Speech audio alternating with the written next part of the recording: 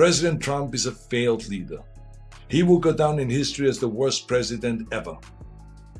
The good thing is that he soon will be as irrelevant as an old tweet. As an immigrant to this country, I would like to say a few words to my fellow Americans. President Trump sought to overturn the results of an election, and of a fair election. He sought a coup by misleading people with lies. What happens when a Hollywood legend and former Republican governor takes aim at Trump? Not as an opponent on the campaign trail, but as someone he believes is a danger to the very soul of America. That is exactly what Arnold Schwarzenegger did, and he did it live, raw, and without holding back. But this was not just an emotional outburst. It was a statement, a warning, and a call to wake up. Arnold was not speaking as a politician. He was speaking as someone identifying a sickness. And that sickness, he says, begins with a man obsessed with chaos, resistant to the truth, and surrounded by people who enable him. The moment Arnold spoke, Trump's loyal circle began to feel the pressure, because when one of their own turns the light back on them, it stops being about party lines and starts being about survival. And Arnold did not hesitate. He looked straight through the image of Trump and tore it apart. In fact, as president of this great country, you have a moral responsibility to send an unequivocal message that you won't stand for hate and racism. And they hired a big movie star, Arnold Schwarzenegger, to take my place. And we know how that turned out. The ratings went right down the tubes. It's been a total disaster. And Mark will never, ever bet against Trump again. And I want to just pray for Arnold if we can for those ratings, okay? Schwarzenegger did not tread lightly. He went straight on the attack. The very first shot he fired targeted Trump's obsession with law and order. He pointed out the irony of a man who built his public image by criticizing immigrants, yet married one. He called out the contradiction of someone who claims to love America, but refuses to respect democracy when it no longer works in his favor. Arnold turned Trump's own strategies against him, exposing the hypocrisy step by step. He dismantled the lies, the fear-driven narratives, and the desperate hunger for applause. In doing so, he broke apart the image Trump had managed to sell to millions. This was not politics as usual, it was a cleansing. Arnold pulled back the curtain to reveal the man standing behind it, an insecure, resentful, and dangerous figure. And in that moment, the emperor's robe did not simply slip away, it went up in flames. Why did Arnold strike this hard? Because he has seen what happens when power goes unchecked, and he refuses to stay silent. Then came the part that hit even deeper. Arnold spoke of his own past, growing up in post-war Austria, a country still scarred by fascism. He witnessed how fear could be turned into a weapon and how dictators could rise by repeating lies until the people accepted them as truth. He drew a chilling parallel, saying that what he sees in Trump's movement echoes what his father's generation once embraced. This was not a political insult, it was the weight of generational trauma. And when Arnold declared, "We must never be okay with this," the entire atmosphere seemed to shift. This was no longer about Trump the celebrity, but Trump the danger. It stopped being casual commentary and became a stark warning from history. The question Arnold left hanging over America was unforgiving. Will you learn from the past or allow history to repeat itself? You said history shouldn't repeat itself. Donald Trump is now the front runner to be the nominee of your party, of the Republican Party. Given everything you said, does that concern you? Absolutely not, because being a front runner of one party and letting them dig this hole deeper and deeper is going to make it easier for the Democrats in the end to win. It's sad to see that they couldn't come up with a new talent, with a new face that is a reasonable, smart, intelligent person that can lead this country in a Republican way. You think there's no way he would win again? No. What if he did? What is if it is a hypothetical question? But I can guarantee you that he's going to go maybe get the Republican nomination. Then when it comes down to the actual election, there's too many people now that have seen what he did as president, that I think when it comes to the majority on election day, I think they will see the difference between one or the other. And believe me, I'm not the first one to say, hey, this is really great to have Biden back as president. No, but there's just no better option there, the way it looks right now. But what left people truly stunned was Arnold's view on Melania. With a calm, almost icy demeanor and precise, deliberate words, he tore into the hypocrisy behind Trump's entire immigration stance. He questioned how a man could campaign so fiercely against immigrants while sharing his life with one. Arnold made it clear he was not attacking her personally. Instead, he was dismantling the illusion built around her. He posed the question that no one else dares to ask. If Melania were not married to Trump, would she have even passed through the very immigration system he is determined to create? In that moment, the room fell silent. Because when you expose the core lie that props up part of a movement, the entire structure begins to crack. Trump's image as a patriotic defender crumbled. His message about American values lay in pieces. And all it took was Arnold asking the one question that Trump's most loyal supporters refused to confront. President Trump, I just saw your press conference with President Putin, and it was embarrassing. I mean, you stood there like a little wet noodle, like a little fanboy. I mean, I was asking myself, when are you going to ask him for an autograph or for a selfie or something like that? I mean, you literally sold out at this press conference our intelligence community, our justice system, and worst of all, our country. You're the president of the United States. You shouldn't do that. I mean, what's the matter with you? I mean, whatever happened to the strong words or to the strength of Ronald Reagan when he stood there at the Berlin Wall and he said, Mr. Gorbachev, tear down this wall? What happened to all that? That was the moment Arnold went nuclear. He was no longer just criticizing Trump's policies, he was exposing Trump's deepest fears. The fear of becoming irrelevant, the fear of losing control, and the fear of watching a legacy built on deception crumble in real time. Arnold compared Trump's hold over his followers to a cult, and he did not soften the blow. He called it exactly what he saw, a cult driven by denial, rage, and blind loyalty. For millions watching, that single word landed like a slap, because it did not come from a left-wing commentator. It came from someone who once stood on the very same side of the aisle. That sense of betrayal, mixed with undeniable truth, is what made this moment so explosive. Arnold did not merely step away from party loyalty, he set fire to the entire playbook. And Trump, faced with that level of exposure, has nowhere left to hide. Trump's base does not fear the truth itself, they fear the light being shined on it. And Arnold delivered that light in vivid high definition. He reminded Americans that real leadership is not forged from anger or ego, but from responsibility.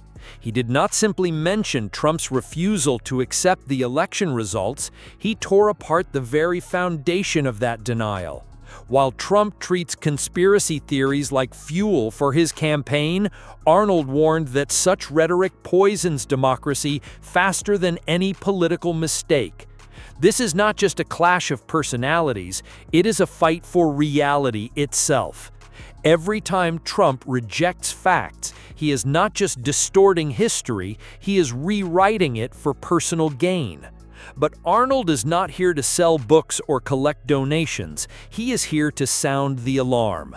And when a man who grew up in post-Nazi Europe tells you that the warning signs are flashing, you do not argue. You either listen or you pay the price. Why do you think you'd be a good president, or would have been? Yeah, I think that I have the talent to be a good president. And I also think that I have the talent to go out and to sell that idea to the American people. Those two candidates, Trump and Biden, suck all the energy, all the oxygen out of the room when they give a press speech or do anything. So no one else has the chance of getting the exposure. And there's really no one with a big name, so to speak. So that's why it would be easier for me, that from 1 minute to the next, the dynamic would change if I would jump into a race like that. Let's be honest, Trump's biggest fear is not losing an election. It is being outshined by someone with genuine accomplishments. That is exactly why Arnold's words cut so deep. He has governed, he has passed laws, he has tackled climate change, healthcare, and reform. Everything Trump has avoided with the same consistency as his missing tax returns. And unlike Trump, Arnold never had to pretend to be strong. He earned that strength through action. So when he spoke about Trump's failures, it was not casual commentary. It was direct confrontation. Arnold was not looking for applause. He came armed with proof. While Trump boasts about the size of his crowds, Arnold speaks about tangible results. While Trump hides behind online rants, Arnold stands openly and faces the world. And every sentence he delivered landed with the force of a gavel. Boom. Trump's ego took the hit, his image cracked, and his carefully crafted legend shrank to the size of a footnote, written by a man who once battled villains on the big screen and now takes them on in real life. As the former governor of California, my home state, California's been in the headlines. Obviously, there have been these huge protests of President Trump's immigration policies. He threatened to potentially arrest Gavin Newsom if he didn't comply. If you were governor right now of California, how would you be handling the ongoing crisis that the state's facing? Well, I think the most important thing is when you are in a leadership position like that, is that you are inclusive and that you work together with everybody. And so it means that you have to work together with local government, the state government, and the federal government. They have to work together rather than fighting each other. Fighting each other's agendas and all of that stuff, that doesn't do good to anybody.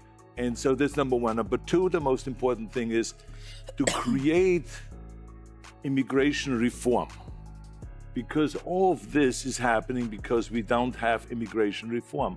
For decades now, this country has needed immigration reform, which means that we recognize the fact there's people in the south of America that want to come north to work, and that we therefore should supply them with enough visas so they can come, because we need those workers. So this is the bottom line, because then we would know who is here. We will be able to get rid of the criminal elements that are here and all of this stuff, so we wouldn't be in the mess that we're in right now. So this is my way of saying always, Democrats and Republicans have to come together and solve this issue if they really want to be public servants. If they want to be party servants and be party hacks and be tied to their ideology, then it won't happen. But if you want to make this country better, and if you want to improve this country and improve the situation of people's lives and bring the prices down and all of this, you will go and serve the people of America. This is what it is. If you're a public servant, that's what you're supposed to do. So that's what I would do if I'm governor. Trumpism survives by living inside echo chambers, and that is why Arnold's voice shattered the glass. He did not pander, he cut straight through. With every sentence, he stripped apart the carefully built narrative surrounding Trump. He mocked the anger, dismantled the paranoia, and laughed at the idea that chaos could ever be a sign of strength. This was not political theater. It was a full dismantling. Because what Trump created was never a true movement. It was a shield for his own narcissism, and Arnold called it exactly that. He did not just say Trump was a failed president, he flatly declared him the worst, period. That single word carried more weight than any rally chant. And the truth was, Arnold was not exaggerating. He backed it up with historical context, sharp political insight, and the confidence of a man who does not need a teleprompter to speak the truth. The impact was devastating. The right tried to spin it, claiming Arnold was out of touch. But let's be honest, out of touch is pretending windmills cause cancer. Out of touch is denying an election you clearly lost. Arnold is more in touch with reality than anyone in Trump's inner circle has ever been. He has lived through societal collapse. He has governed through real crises. He has seen firsthand what happens when powerful men rise without limits. That is why his takedown was not only about Trump, it was about everything Trump represents, a culture of grievance, deception, and fear. Arnold was not just warning Democrats, he was sending a signal to Republicans: reclaim your integrity or lose the republic. Speaking Coming as an from a immigrant, lifelong urged conservative, both that parties was to not work betrayal, together and it was protect the vulnerable. patriotism. He And spoke while of Trump continues to tweet like a victim, Arnold is too focused on warning the future. Mr. Trump has been indicted on federal charges, but most of the top Republican officials are siding with him against the special prosecutor. How do you explain that? If the charges are correct, then he's going to be in deep trouble. But at the same time, I have to say that, we're always innocent until proven guilty. So we'll find out what the courts say in the future. But if the charges are right, I think that he's going to be in deep trouble. And how worried are you about the fact that he could be reelected president? I'm not worried about it because I don't think it's going to happen. But that's just my thinking. And this is where things turned even more brutal. Arnold did not just take aim at Trump's politics, he dismantled the very persona Trump has spent decades selling. Trump has always relied on the illusion of power, portraying himself as the tough guy, the outsider, the unstoppable winner. But with one smooth, measured monologue, Arnold pulled back the curtain and exposed the truth. The Apprentice was never leadership, it was theater. The rallies were not movements, they were meltdowns. The policies were nothing more than vapor. Arnold stripped away the costume to reveal a desperate man addicted to applause, clinging to headlines as if they were his only lifeline. And suddenly, the vision shifted for millions, not just Democrats, but independents, veterans, and disillusioned Republicans as well. Arnold did not need to yell, he delivered the truth calmly, directly, and with a level of credibility that Trump could never buy, borrow, or bully into existence. And it was not only Trump who had reason to be concerned, it was every enabler who stood and cheered while he dragged democracy through the dirt. Arnold did not list names, but his message cut through. Silence is complicity. From the senators who justified insurrection to the media figures who repeated propaganda, Arnold's words cast a harsh spotlight on them all. He reminded the public that tyranny does not begin with tanks, it begins with tweets, with lies, and with unchecked arrogance. Trump was not a strange anomaly in politics, he was a warning. And while others danced around the truth, Arnold ripped it open like a ballot box torn apart. His tone stayed calm, but the fury beneath it was impossible to miss. This was more than a takedown, it was a reckoning. And when a former Republican governor says enough, the echo is impossible to ignore. In the middle of the president's tweet tirade on Saturday morning about President Obama wiretapping his phones, he also took the time to tweet about Arnold Schwarzenegger and The Apprentice, and he said Arnold Schwarzenegger isn't voluntarily leaving The Apprentice. He was fired by his bad, pathetic ratings, not by me. Sad end to great show. What do you think? I think that Donald Trump's in love with Arnold Schwarzenegger. That's what Arnold Schwarzenegger thinks, and I agree. Went ahead. Okay, so he spoke with, Schwarzenegger spoke with Michael Smerconish on his radio show. Here's what he said. She gave it away. Final question, unrelated subject, but I'd be derelict if I didn't ask. Why do you think the president is fixated on you? Why does he keep talking about you through his Twitter feed? I think he's in love with me. Is that what it is? Yeah, I think so. You've had a long relationship with him. Oh, yes. That's all you're saying on that. Thank you, Governor. Absolutely. Well, he also talks a lot about as they say on Seinfeld, not that there's anything wrong with that, but go on. Arnold Schwarzenegger's the only guy who has a better chest than Vladimir Putin.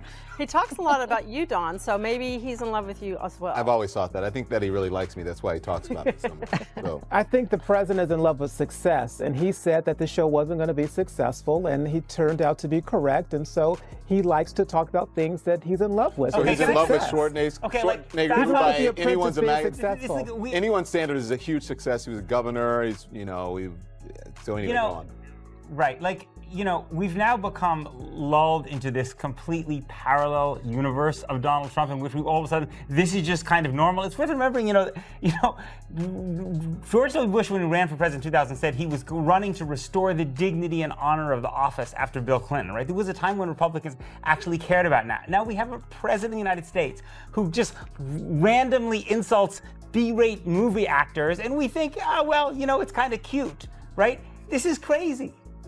It's just totally crazy. We just gotten used to it. Trump's worst nightmare is becoming irrelevant, and that is exactly what Arnold handed him, served on a silver platter made of cold, hard facts and scorching truths. While Trump clings desperately to headlines, Arnold seized the narrative and became the headline himself. He did not need scandal to command attention. He had substance. He did not chase cameras. He became the camera. And every clip of his takedown did more than just trend. It stayed, replayed, and resonated. Why? Because when truth is delivered by someone with nothing to lose and everything to say, it hits in a way that cannot be ignored. Arnold was not looking to score political points. He was issuing warnings. Each one carried the weight of lived experience, the clarity of a survivor, and the showmanship of a man who knows exactly how to hold an audience. Meanwhile, Trump kept whining about rigged elections and fake news, but Arnold shifted the spotlight, and Trump all but disappeared. This was not an actor mouthing off. It was a statesman throwing down the gauntlet. Arnold did not inherit political power. He earned his voice. As a self-made immigrant, a governor, and a global icon, his words were not partisan. They were prophetic. He made it clear that America does not need more empty slogans. It needs a soul. He drew on history, memory, and even trauma. Because to Arnold, Trump was not just dangerous, he was painfully familiar. Arnold had seen this story before, and he knew the ending: division, violence, and silence. And he refuses to be silent. While Trump buries the truth beneath layers of delusion, Arnold raises the alarm with intention and purpose. That is not a monologue, it is a mission. And the American people felt it, not as mere entertainment, but as a call to action. I want to ask you a quick question about Donald Trump. He listed his weight at 215 pounds. You are one of the foremost experts on the male physique, bodybuilding, etc. When you size him up, what would you guess that man weighs? I don't really know how much he weighs. I can tell you one thing, that if you would ask me what should you do for fitness, I would just say run around yourself 3 times. You're going to be in great shape. Trump believed his greatest enemies were Democrats, but he was wrong. His real problem is voices like Arnold's, conservative, credible, and completely unafraid. When someone from your own political tribe calls you out, the blow cuts deeper. Arnold did not simply highlight Trump's failures. He exposed the rot at the core, the denial, the narcissism, the cowardice disguised as confidence. And the most devastating part was that he did it without ever raising his voice. It was like watching a master boxer dismantle his opponent with footwork, timing, and precision. Trump threw tantrums, Arnold threw facts. Trump avoided accountability, Arnold demanded it. In that stark contrast, millions could finally see the truth. The emperor not only had no clothes, he never had a spine. And when history is written, it will not be Trump's tweets that echo, it will be Arnold's warning. Just when it seemed the mic had already dropped, Arnold delivered his knockout line. No rage, no insult, just pure clarity. You do not lead by fear, you lead by doing the work. That single sentence did not just slap Trump's presidency, it etched the truth into stone. Trump's brand has always been rooted in fear of immigrants, fear of facts, fear of change. Arnold rejected every part of it. He reminded Americans that strength is not found in shouting, it is found in showing up. That a legacy is not built on slogans, but on sacrifice. That real leadership means facing the mirror, not hiding behind a flag. With those words, Trump did not just lose the room, he lost control of the narrative. And Arnold? He did not just walk out, he walked over.